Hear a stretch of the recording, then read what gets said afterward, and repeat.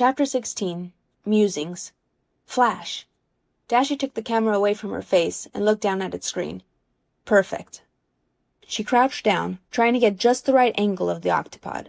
The submarine was huge, and she wanted to make sure that was clear in her shot.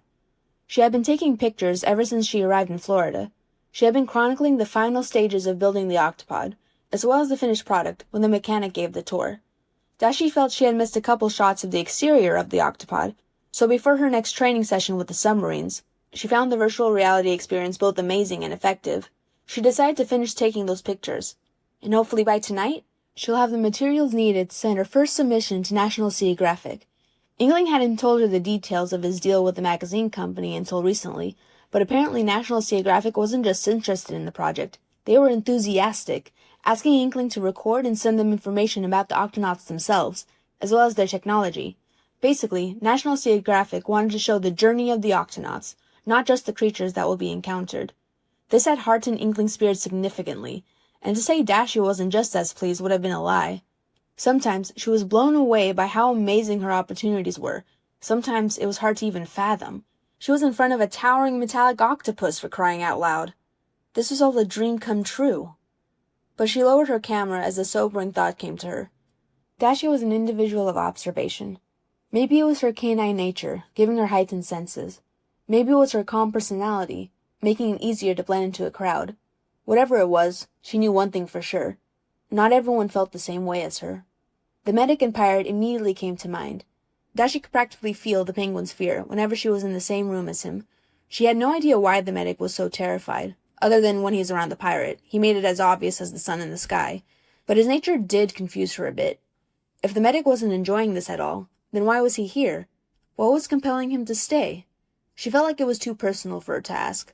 She didn't even remember his name, or anyone else's except for Inkling, much to her chagrin, but that didn't mean she couldn't wonder. And speaking of curiosity, ever since the first aid workshop, something had changed in the cat. It was slight, but she could tell by the way the pirate stiffened around the penguin, how he narrowed his eyes and glared at the medic when his back was turned, and how he hadn't spoken a word to the penguin. If Dashie didn't know any better, she would have said the pirate was angry. No, not just that, but seething. Oh dear. If tensions rose to the point of exploding, that would be a sight to behold. Hopefully she wouldn't be around when it happens. If it happens, more likely. As much as the two of them were tense around each other, they had been ignoring each other and had been trying to be civil. Probably even more importantly, they each had other creatures whom they were on more friendly, or at least neutral, terms. She could already see how the medic looked up to the captain, and while she rarely saw the pirate, she did see him talk to the others occasionally. In fact, she could see that most of the Octonauts were already forming cliques among themselves. The scientists had been hanging out with the Vegemals a ton. Dashie smiled in amusement at that. He was really excited about them on the first day they were introduced. And the Vegemals, in turn, had been training under the mechanic's guidance. The rabbits seemed to be fully all right with them now. Dashie had actually overheard the mechanic tell Professor Inkling that she would accept the Vegemals as the official assistant mechanics on the expedition. Dashie was personally glad those tensions eroded away. Inkling also seemed to accommodate well with the crew.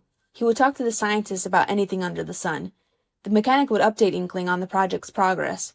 He would check up on the Vegemals and see if they were all right, and he would spend time with the captain when the latter was not busy. Yes, it seemed like Inkling was acclimated quite well. Where did that leave Dashie? Although Inkling talked to her at times, it was mainly about the National Geographic project. She hadn't really clicked with anyone. But truthfully, she didn't mind. She was here because of the grand allure of adventure, the feeling of water surrounding her hundreds of feet below the surface, seeing the sunlight shining through the water above her, the adrenaline of getting the perfect shot among the chaos of fish swimming around her. That was what she was here for. As long as she didn't make enemies with the crew, then she was fine. Friendship wasn't on the top of her priority list.